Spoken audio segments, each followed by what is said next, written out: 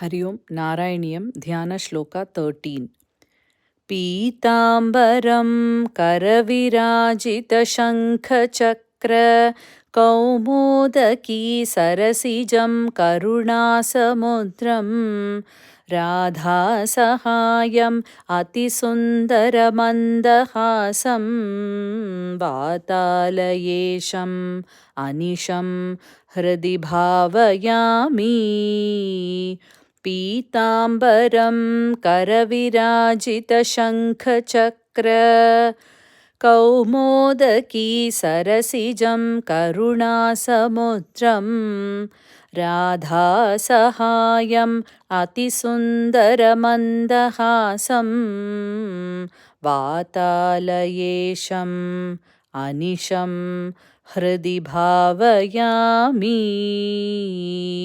श्रीहरये नमः।